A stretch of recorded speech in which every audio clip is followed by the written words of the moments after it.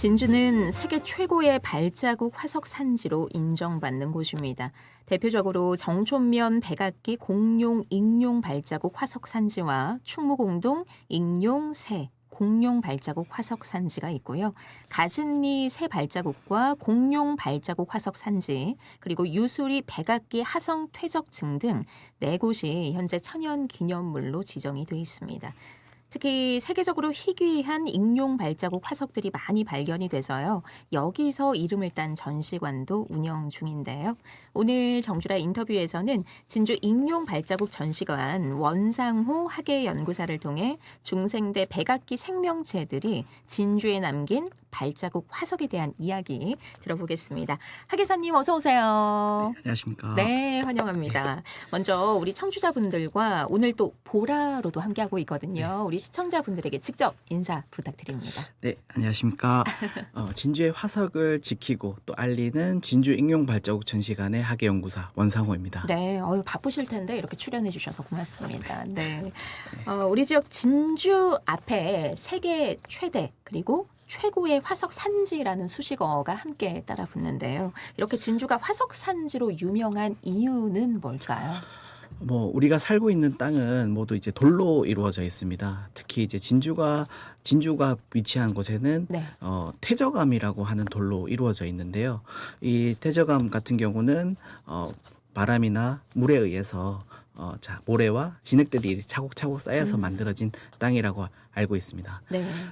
호숫가라든지 당시에 이제 물가 주변에 있었던 많은 동물들, 그리고 거기에서 이제 흙과 함께 쌓였던 발자국들이 그대로 이제 현장에 잘 남아 있는 곳이 바로 진주라고 볼 수가 있고요. 아무래도 이런 이제 살기 좋은 땅이지 않았나 지금처럼 그런 생각이 됩니다. 그렇군요. 이 천연기념물 제534호로 지정이 된 진주의 화석 산지에서는 공룡과 익룡을 포함해서 다양한 척추동물 화석이 발견이 됐습니다. 오랜 옛날부터 이 수많은 개체들이 지구에서 살아왔지만 이렇게 발자국이 화석으로 남을 수 있는 특별한 어떤 조건이 있을까요? 네, 우리가 이제 흔히 이제 화석이 되기 위한 조건이라고 했을 때는 네. 교과서에서 3가지 조건이 있습니다. 먼저 아무래도 많은 동물들이 살았어야지 이렇게 화석으로 우리가 남아서 발견하기가 좋겠죠. 그쵸.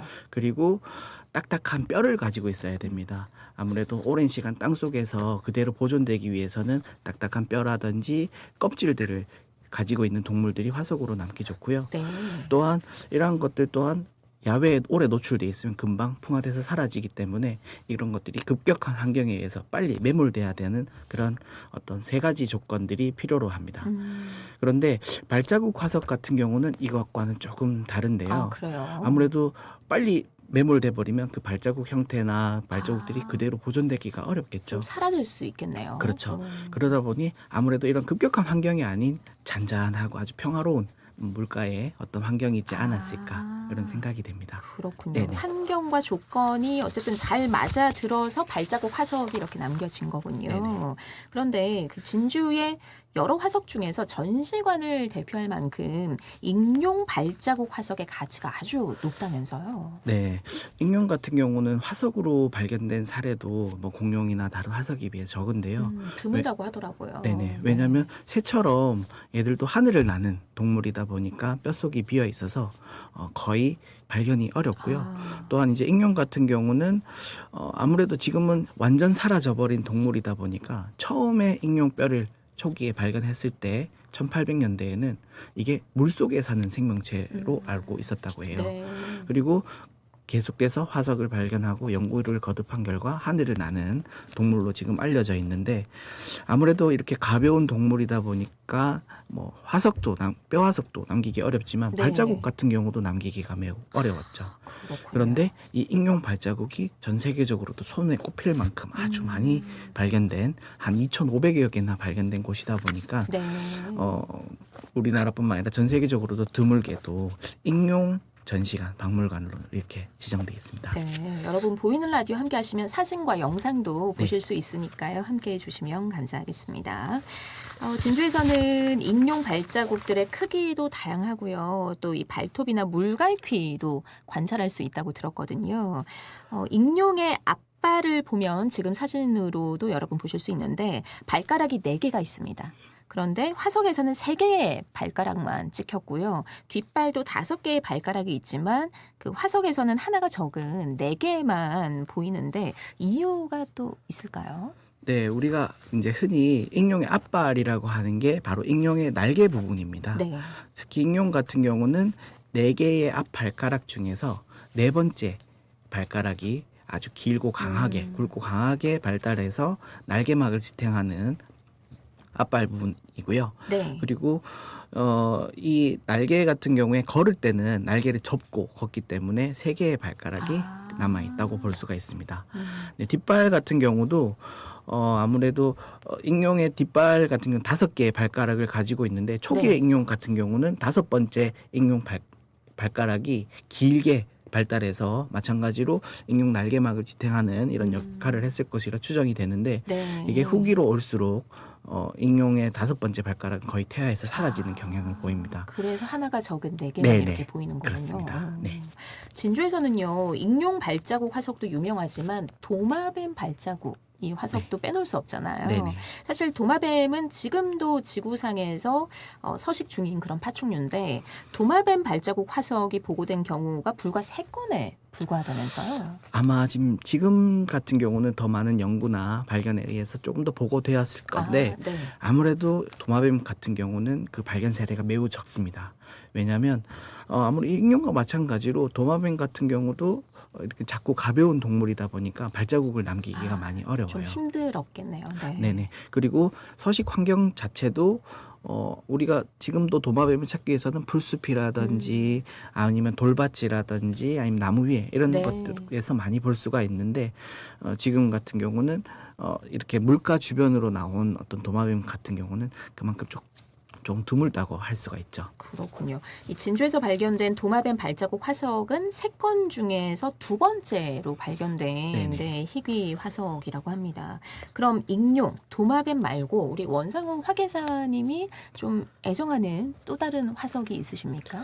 네, 저 같은 경우는 이렇게 익룡 화석을 전시를 하기도 하지만 네. 또 계속해서 연구도 하고 있는데요. 이렇게 연구나 전시를 위해서 이 같은 화석을 계속 보다 보면 어떤 큰 동물들의 발자국 외에도 여러 가지 생명체의 흔적들이 그대로 퇴적감에 잘 남아 있습니다.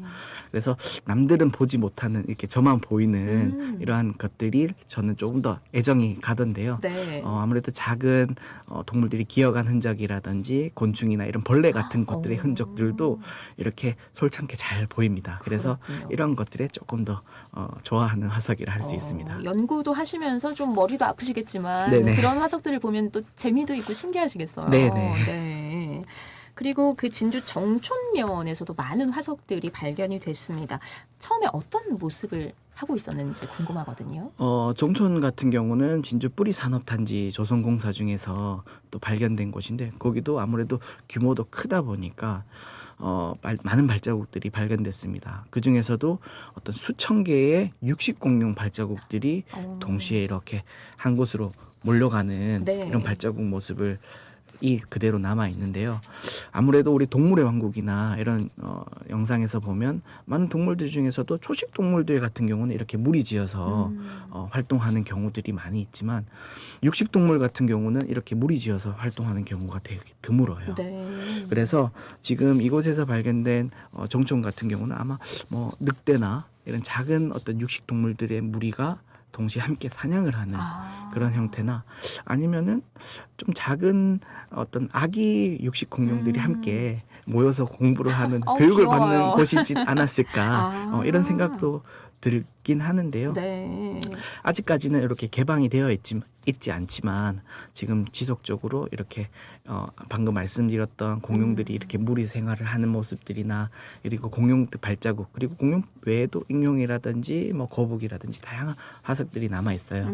이런 그 당시의 생명체 현장 그대로 느낄 수 있는 전시 공간을 구축하기 위해서 계속해서 좀 최대한 빨리 노력하도록 하겠습니다. 네. 진주는 이렇게 크고 작은 육식 공룡부터 시작해서 작은 동물들의 발자국까지 1억 년 전의 생태계가 그대로 남아있는 그런 곳입니다.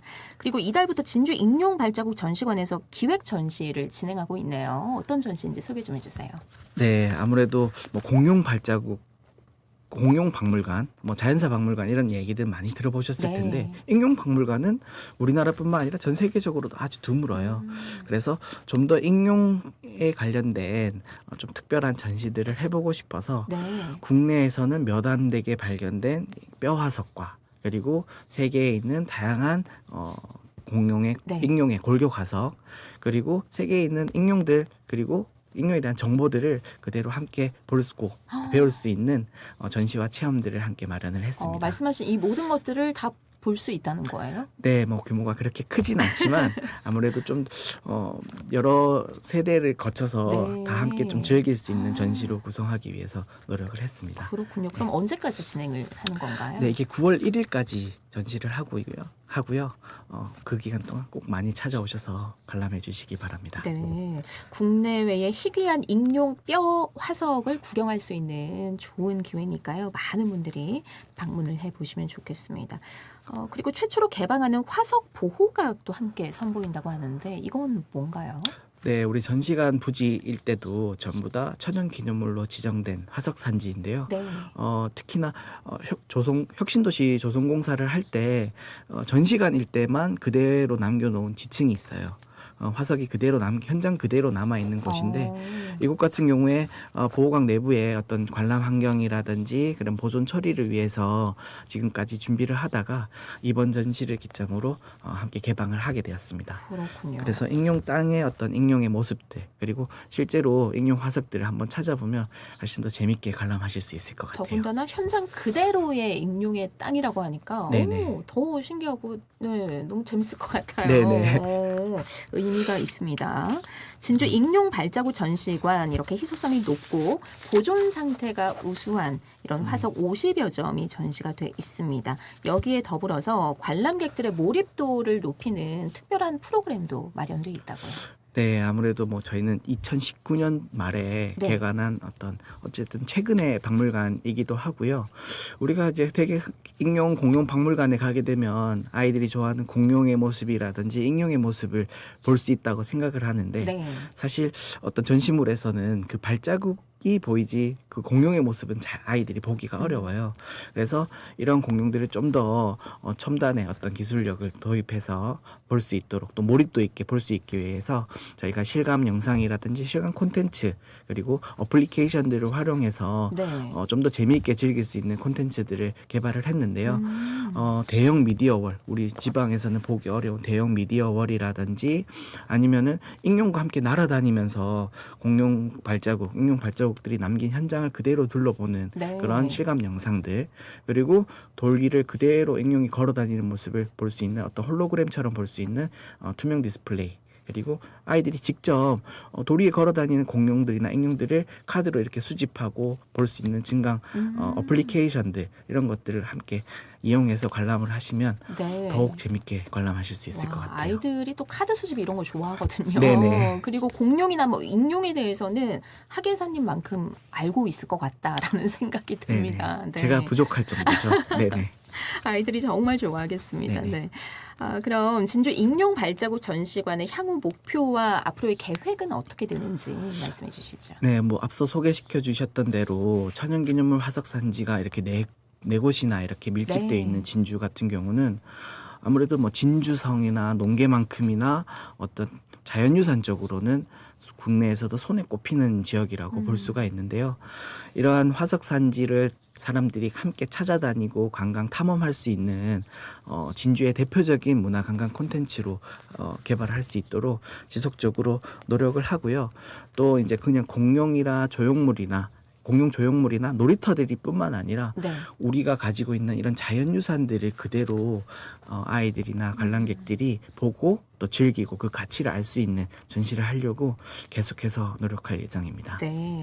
마지막으로 이 진주의 발자국 화석을 보존을 하고 또 그 가치에 대해서 관심을 가져야 하는 이유에 대해서 한 번 더 정리를 해주시면 좋을 것 같아요. 네, 뭐 천연기념물이라고 하는 이런 자연유산 같은 경우는 사람이 만들어낸 인위적인 것들이 아닌 자연과 그리고 한 1억 년이라고 하는 그 시간이 만들어낸 결과물입니다. 이런 것들 같은 경우는 우리가 이제 지금 훼손되고 나면 더 이상 우리가 볼 수 없는 것들이고요. 또한 지금 익룡 같은 경우는 이미 멸종해 버린 동물인데 우리 사람 같은 경우도 지금 인류의 지구의 주인으로서 지금 우리가 이렇게 활동을 하고 있는데 언젠간 또 멸종해 버릴지 모르는 거죠. 맞아요. 예, 예. 아마 그런 것들에 또 경각심을 가지고 또 우리 지역의 인간의 것이 아닌 어떤 자연과 지구의 것으로서 이런 자연유산들을 지킬 수 있는 이런 좀 자부심을 가졌으면 좋겠습니다. 네. 네. 말씀 들어보니까 진주 익룡 발자국 전시관이 있는 이곳 진주시의 가치도 한층 더 이렇게 올라가는 듯한 네네. 그런 느낌이 듭니다. 네. 네네. 그리고 또 뭐 네. 이게 최근에 또 우주항공청이 개청했다고 들었는데요. 네. 익룡 같은 경우는 지구상에서 하늘을 최초로 날았던 척추 동물입니다. 그래서 아무래도 이런 항공과 관련이 있을 수밖에 없을 것 같은데 이런 익룡 발자국 전시관과 함께 아이들이 이렇게 꿈을 꿀 수 있는 꿈의 기반이 되는 네. 것이 되었으면 좋겠습니다. 역시 하계사님답게 우주항공청 개청과 관련해서 또 이렇게 네네. 연결지어서 말씀을 해주셨습니다. 알겠습니다. 말씀은 여기까지 들어야겠습니다. 고맙습니다. 네, 감사합니다. 진주 익룡 발자국 전시관 원상호 학예연구사였습니다.